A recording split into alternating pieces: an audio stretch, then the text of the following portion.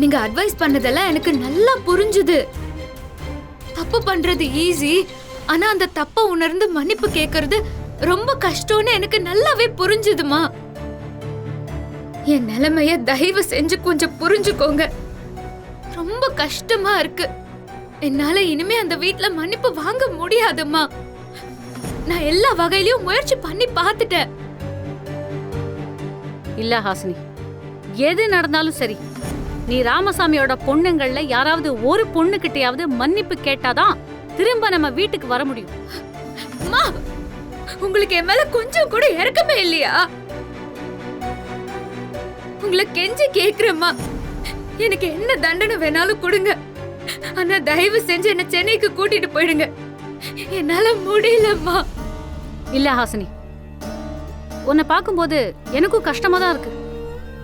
ஆனா நான் என் முடிவுல இருந்து மாற மாட்டேன்.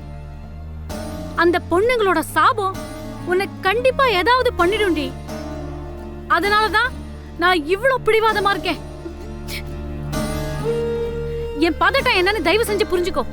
நீ அந்த பொண்ணுங்க கிட்ட மன்னிப்பு கேட்காம சென்னைக்கு வரவே முடியாது. அம்மா, நீங்கெல்லாம் ஒரு அம்மாவா? ஏன் இடத்துல இருந்து கொஞ்சமாச்சும் யோசிச்சு பாருங்களேம்மா. நான் எவ்வளவு சொகுசா வளர்ந்தவ. அப்பா நான் பிறந்ததுல இருந்து எனக்கு எந்த கஷ்டத்தையும் கொடுக்காம எந்த கஷ்டத்தையும் பார்க்க விடாம வளர்த்திருக்காரு.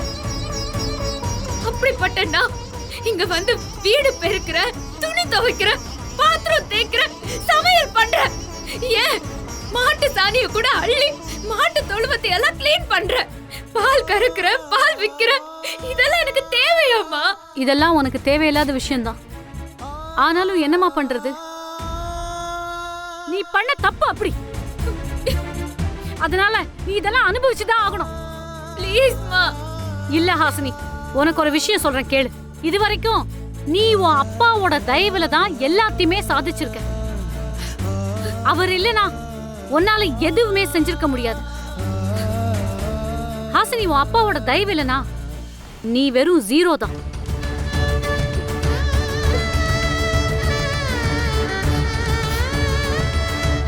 நீ உன் அப்பா தயவு இல்லாம ஏதாவது ஒரு சாதனை பண்ணணும் அப்படின்னா அது அந்த ராமசாமியோட பொண்ணுங்க கிட்ட மன்னிப்பு கேட்கறது தான்.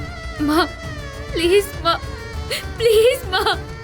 ஹாசினி, இதுக்கு மேல இத பத்தி என்கிட்ட எதுவுமே பேசாத. நீ மன்னிப்பு கேட்காம என்ன பார்க்க வந்துடாத.